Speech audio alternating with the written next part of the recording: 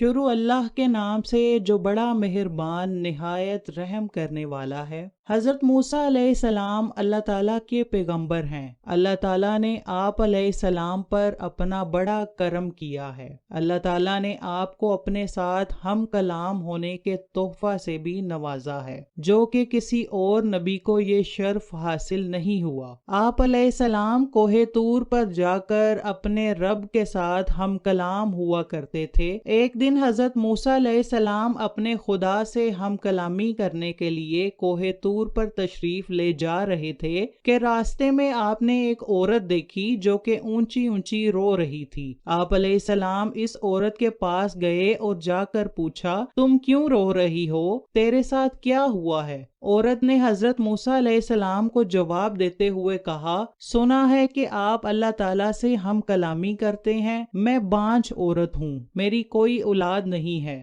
عورتیں مجھے ہر وقت بانجھ پن کی لان تان کرتی رہتی ہیں۔ مجھے سمجھ نہیں آتا کہ میں کیا کروں۔ آپ مہربانی کر کے رب کائنات سے دریافت کر کے آنا کہ میری قسمت میں اللہ تعالیٰ نے کوئی اولاد لکھی ہے کہ میری زندگی اسی طرح گزر جائے گی۔ عورت کی یہ بات سن کر حضرت موسیٰ علیہ السلام عورت سے وعدہ کر کے چلے جاتے ہیں کہ تیری پریشانی اللہ تعالیٰ سے پوچھ کر ضرور بتاؤں گا۔ جب حضرت موسیٰ علیہ السلام کوہ طور پر اللہ تعالیٰ سے ہم کلامی کر رہے تھے تو آپ علیہ السلام نے اللہ تعالیٰ سے فرمایا، اے مجھے زندگی دینے والے، میں نے آج ایک عورت کو یہ فریاد کرتے ہوئے سنا۔ میں اس سے وعدہ کر کے آیا ہوں کہ میں اللہ تعالیٰ سے پوچھ کر بتاؤں گا کہ اس عورت کے نصیب میں کوئی اولاد ہے کہ نہیں۔ اللہ تعالیٰ نے حضرت موسیٰ علیہ السلام کو فرمایا کہ اے موسیٰ، اس عورت کو جا کر بتا دو کہ اس کے نصیب میں کوئی اولاد نہیں لکھی گئی۔ حضرت موسیٰ علیہ السلام اس عورت کے پاس گئے اور اسے اللہ تعالیٰ کا پیغام دے دیا کہ اللہ تعالیٰ کا فرمان عالی شان ہے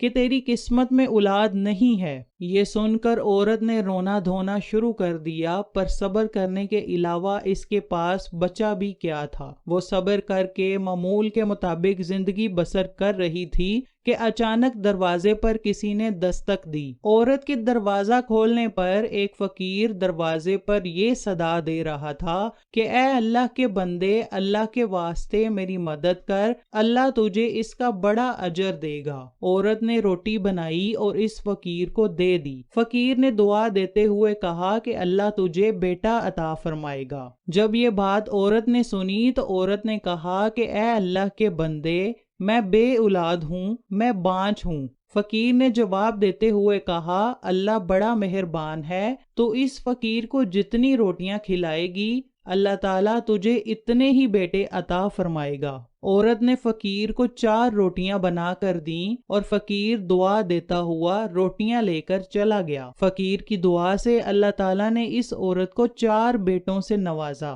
ایک دن اس کا سامنا حضرت موسیٰ علیہ السلام سے ہوا تو اس نے حضرت موسیٰ علیہ السلام سے کہا کہ اے موسیٰ، تو کہتا تھا کہ تیرے گھر کوئی اولاد نہیں ہوگی، مجھے تو اللہ تعالیٰ نے 4 بیٹے عطا کیے ہیں۔ حضرت موسیٰ علیہ السلام اس عورت کی بات سن کر حیران رہ گئے اور کوہ طور پر جا کے اللہ تعالیٰ سے کہا کہ اے اللہ، تو نے مجھے فرمایا تھا کہ اس عورت کے نصیب میں کوئی اولاد نہیں ہے، پر اس کو تو نے تو 4 بیٹے عطا کر دیے ہیں۔ اللہ تعالیٰ نے حضرت موسیٰ علیہ السلام سے کہا کہ اے موسیٰ، تیرا جواب تجھے مل جاتا ہے، پہلے یہ پلیٹ لو، اس میں مجھے انسان کا گوشت لا کر دو۔ حضرت موسیٰ علیہ السلام کئی دن تک انسان کا گوشت تلاش کرتے رہے۔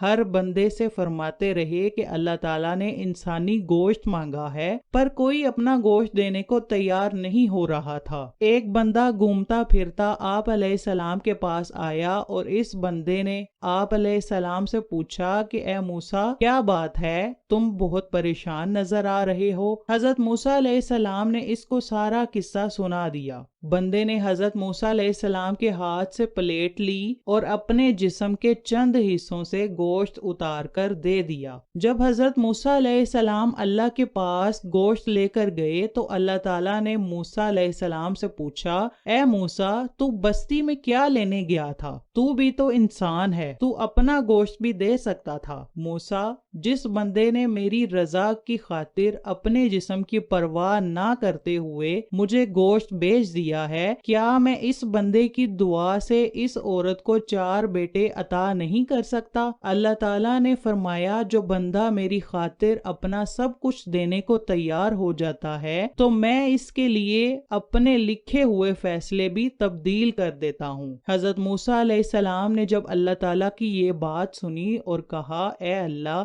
تیرے راز کی باتیں تو ہی جانے، تو ہی سب کو عطا کرنے والا ہے۔ ہمیں بھی چاہیے کہ اللہ تعالیٰ کی راہ میں زیادہ سے زیادہ صدقہ و خیرات کیا کریں۔ اللہ تعالیٰ سے دعا ہے کہ اللہ ہمیں نیک اعمال کرنے کی توفیق عطا فرمائے۔